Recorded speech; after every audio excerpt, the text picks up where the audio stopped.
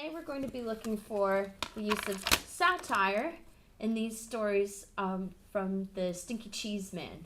And you'll probably recognize some of the stories, but something has been changed to add some irony or humor and make the story a satire instead of the regular fairy tale. So Mr. Wood Wilkinson and I are going to read the stories out, and after each one we're going to stop and figure out where is the satire in that story. Okay? Yep. All right. Okay. So, once upon a time, this is called The Princess and the Bowling Ball. Okay. Does anybody know this story? Yeah? Mikey? What's it about?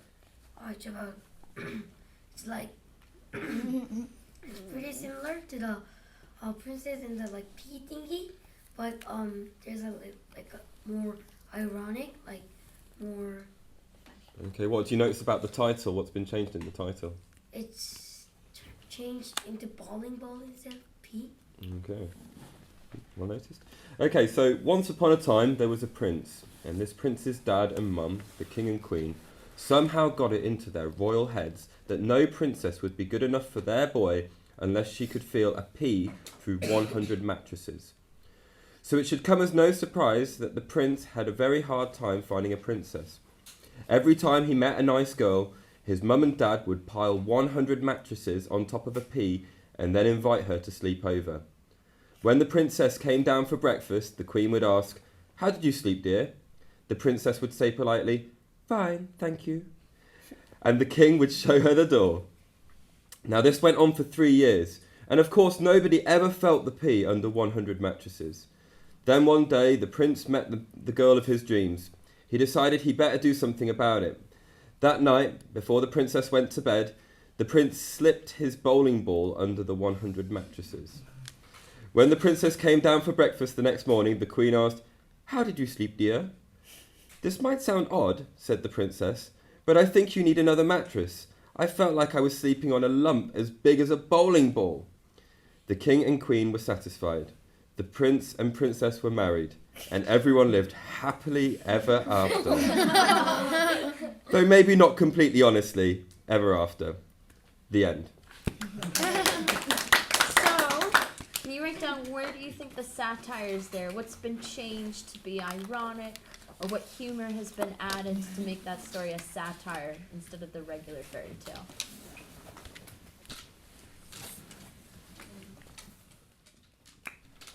Okay, while some of us finish up, who wants to share? What do you think made this story a satire?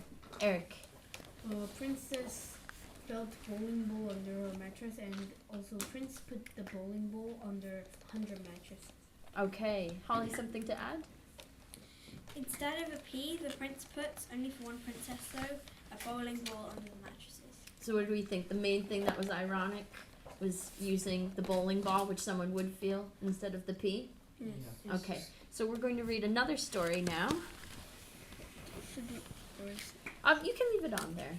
You can leave it on there just to have an example. Okay. Well, how can they feel a bowling ball if the mattress is 100? Yeah. Well, a bowling ball is about this big. I think it is, not a true story. You have to use your imagination a little bit and just go along with the joke, because a bowling ball is easier to feel than a tiny pea under even all those mattresses. And remember, they're not Korean mattresses either. They're nice, fluffy. There'll be nice, soft mattresses, not like the big ones like. Yeah, not the ones that are like this, this kind of texture. All right. Okay, so this is called The Really Ugly Duckling. Okay. So, once upon a time, there was a mother duck and a father duck who had 7 baby ducklings. 6 of them were regular-looking ducklings. The 7th was a really ugly duckling. Everyone used to say, "What a nice-looking bunch of ducklings," all except that one. "Boy, he's really ugly."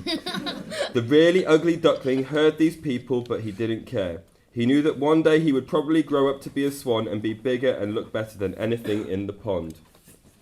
Well, as it turned out, he was just a really ugly duckling. And he grew up to just be a really ugly duckling. The end. All right. Sorry, I'll show you. So, do you know the story of the Ugly Duckling? Yes. Okay, so write down on your boards now. How is this a satire of the Ugly Duckling? What has been changed to make this a satire of that story?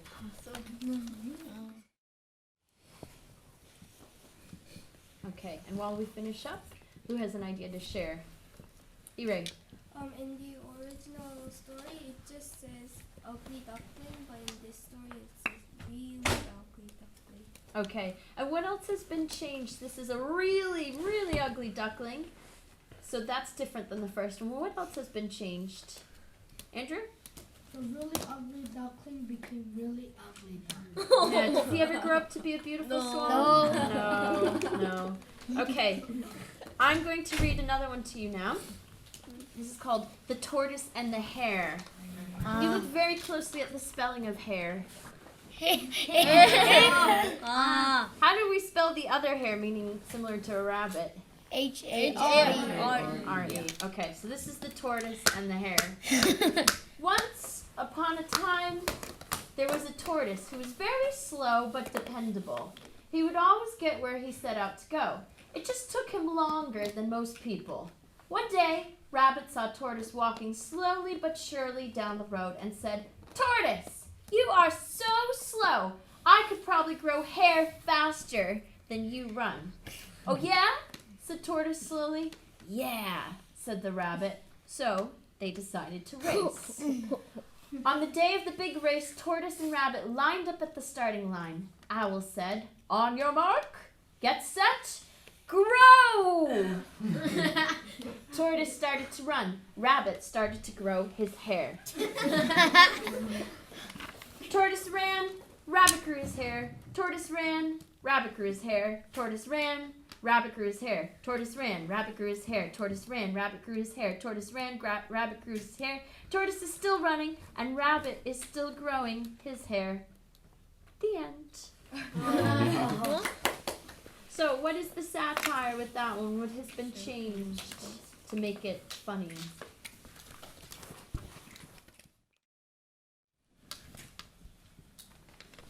All right, so who can tell us where's the satire there? What makes this a satire? Max.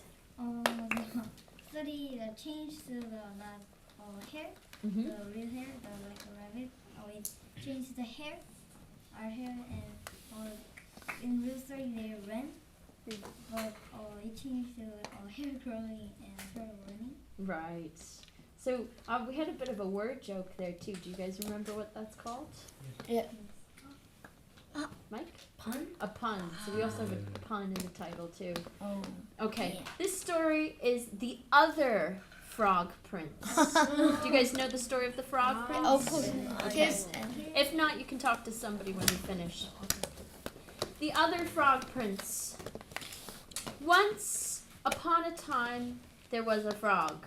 One day, he was sitting on his lily pad. He saw a beautiful princess sitting by the pond. He hopped in the water, swam over to her, and poked his head out of the weeds.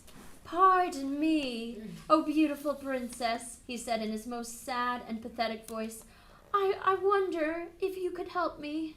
The princess was about to jump up and run, but she felt sorry for the frog with the sad and pathetic voice. So she asked, "What can I do to help you, little frog?" "Well," said the frog, "I'm not really a frog, but a handsome prince who was turned into a frog by a wicked witch's spell. And the spell can only be broken by the kiss of a beautiful princess." The princess thought about this for a second, then lifted the frog from the pond and kissed him. "I was just kidding," said the frog. He jumped back into the pond, and the princess wiped the frog slime off her lips. The end. Oh. Just kidding.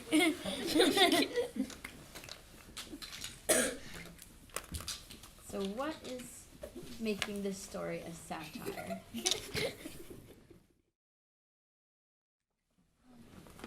Okay, where's the satire there? Brian. Cheeseman. On original story, when Princess kissed Frog, Frog became a prince.